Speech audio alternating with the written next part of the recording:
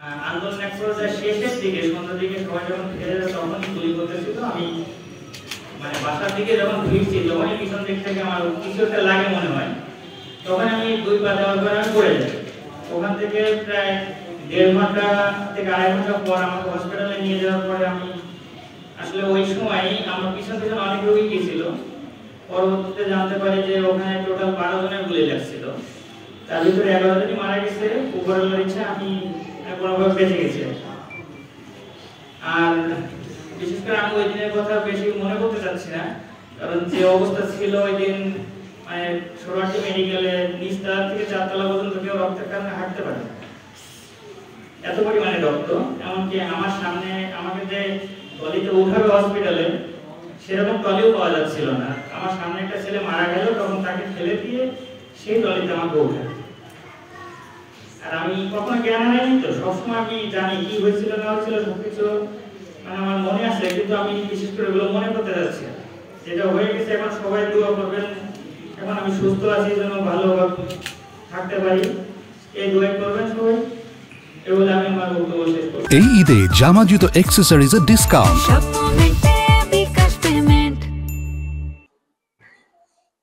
পবিত্র মাহে রমজানের একেবারে শেষ মুহূর্তে, শেষের দিকে আজকের এই রাষ্ট্রের পক্ষ থেকে শহীদ পরিবার এবং আহতদের মাঝে সামান্য উপহার যদি বলি, এই অনুষ্ঠানটা আয়োজন করতে পেরে আমরা মহান সৃষ্টিকর্তার কাছে কৃতজ্ঞতা প্রকাশ করছি। একই সাথে আমরা সশ্রদ্ধ চিত্তে যারা স্মরণ করছি, যারা শহীদ হয়েছেন তাদেরকে, এবং তাদের পরিবারের প্রতি আমরা শোক জ্ঞাপন করছি। আর যারা চিকিৎসাধীন আছেন তাদের আশু মুক্তি কামনা করছি। আসলে একটা বিভীষিকাময় পরিবেশ থেকে নতুন বাংলাদেশ বিনির্মাণের পথ যারা তৈরি করে দিয়েছেন, সেই জুলাই যোদ্ধাদের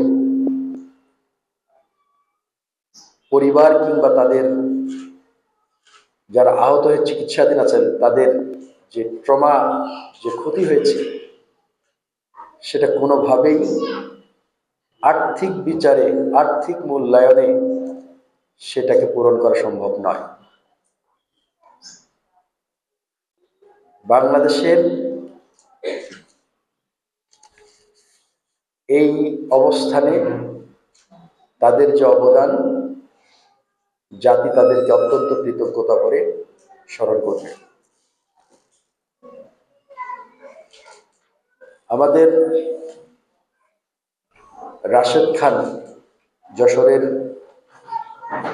বৈষম্যবিরোধী ছাত্র আন্দোলনের যে সমন্বয়ক, তিনি যেটা বলেছেন, যে ইচ্ছা এবং আশা আকাঙ্ক্ষা নিয়ে ছাত্র জনতা আন্দোলন করেছিল,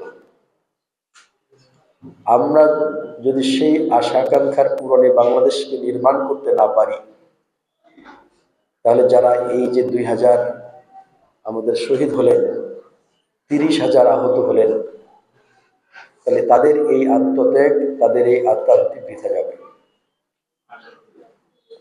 এবং যে বাংলাদেশের তৈরি করার ক্ষেত্রে যে ঐক্য তৈরি হয়েছিল, সেই ঐক্য যদি বিনষ্ট হয়ে যায়, তাহলে আমাদেরকে আবারও অনেক দিক পিছিয়ে যেতে হবে।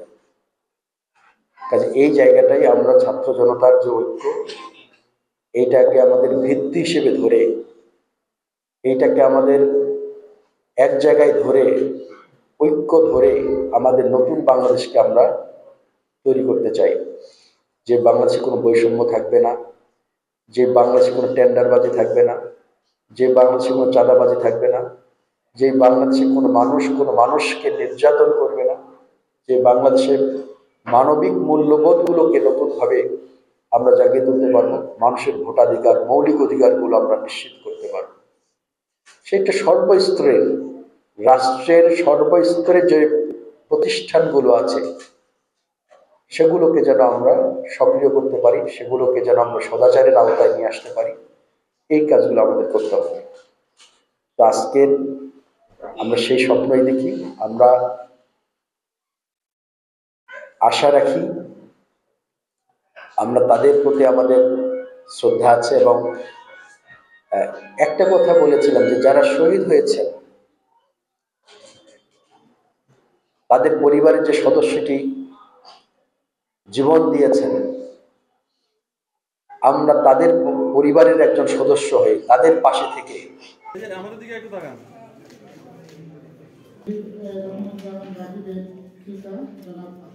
জাহাঙ্গীর আলম